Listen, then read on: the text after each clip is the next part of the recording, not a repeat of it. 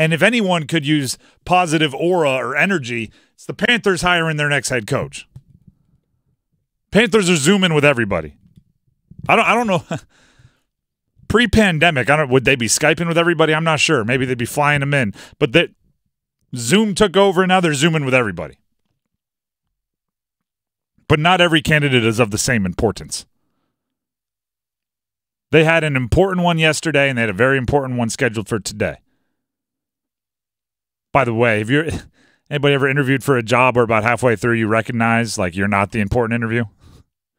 You can tell they're not even thinking about what they're asked. Oh, yeah, what would you bring to the job? And they're on their phone. They're not paying attention. I think that's how some of the interviews going on in the NFL right now are going on. Right? It's, oh, yeah, okay, what's your offense like? Oh, okay, yeah, and what's your offense like? It's like you just asked that. I just answered that question. Yesterday they interviewed Bobby Slowik, Texans offensive coordinator. Today, Ben Johnson on the schedule, offensive coordinator from Detroit. Almost said defensive coordinator. Let's start with Slowik, then we'll get to Ben Johnson. Ben Johnson apparently has been the apple of the eye of the Panthers this entire run.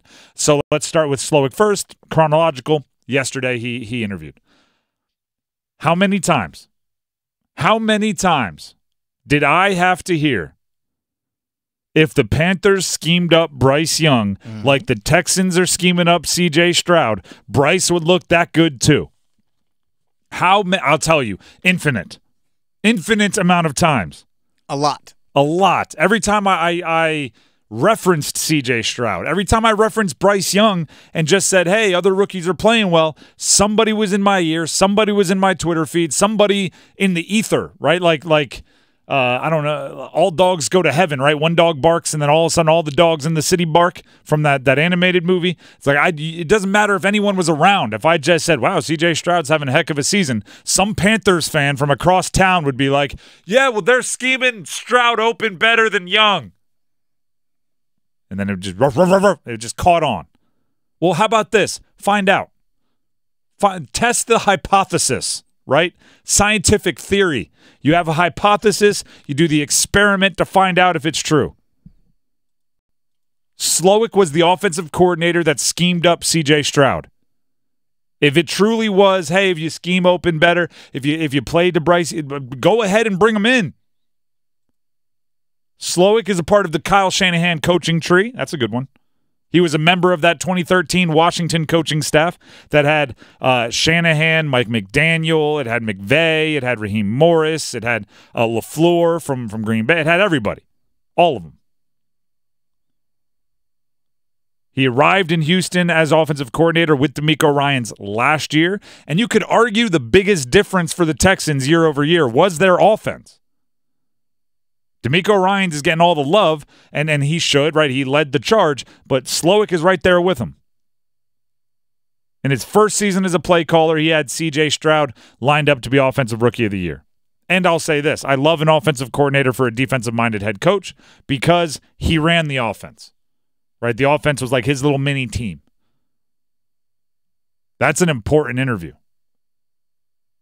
Today, the Panthers interviewed Ben Johnson, offensive coordinator from Detroit. That is also a very important interview. That is, you have to sell him interview. Ben Johnson, there's a flaw in the way the NFL runs these interviews because Ben Johnson is getting ready to call the offensive plays for the most important Detroit Lions game since probably before I was born, right? You're going back to like 91, right? So actually a little after I was born. I can do math. And he's doing 4 interviews this week. He Thursday and Friday, he's talking with a whole bunch of teams because they want him that bad, and he's looking, right? I think that's kind of messed up to Detroit, but it is what it is. It's the way life is. But I'll tell you right now, he's doing these interviews, hopefully, A, thinking about the Detroit Lions game this weekend. B, you hope he's lining up his priorities. And I'll tell you this right now, I don't think he's expecting that he's going to end up in Carolina.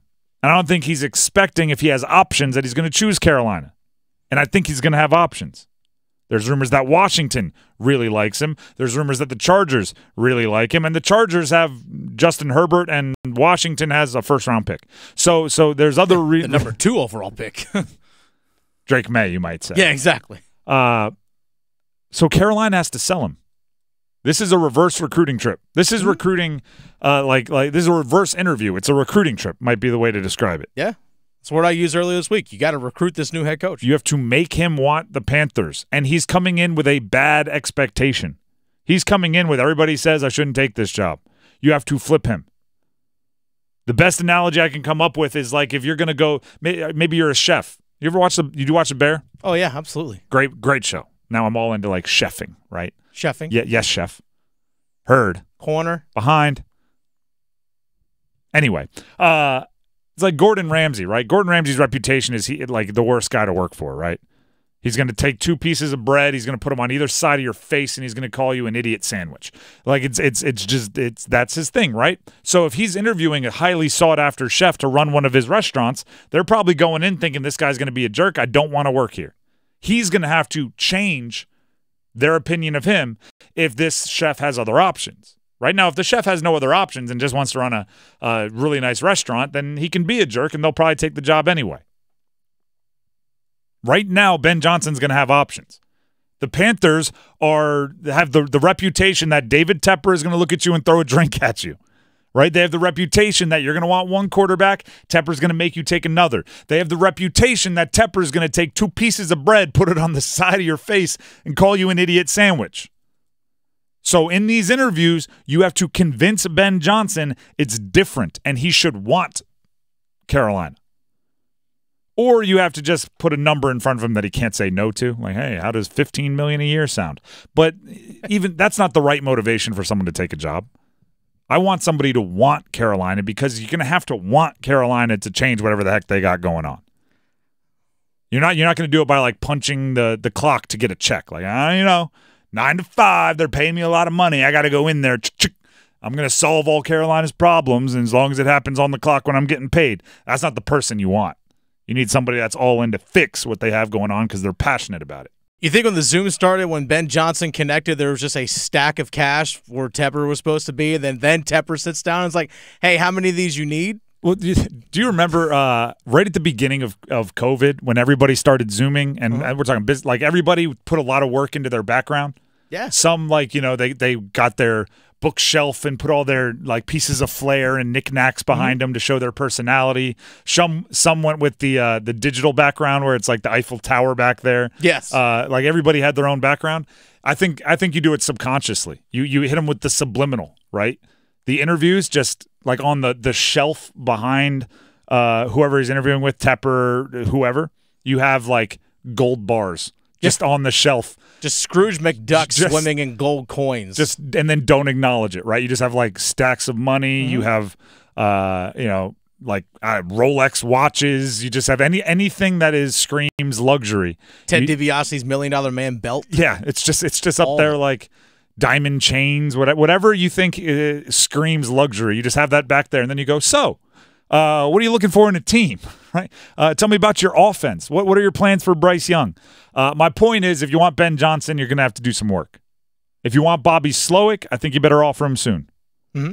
But those 2 guys, of the interviews that have taken place, I believe are head and shoulders above the rest as far as desirability. I don't need a defensive coordinator retread head coach. I don't need an offensive coordinator that doesn't call plays. If they want to interview Vrabel, that's my number 1 choice. If they don't go that way, these 2 guys are what they're looking for. So the last 24 hours has been very important for the Panthers.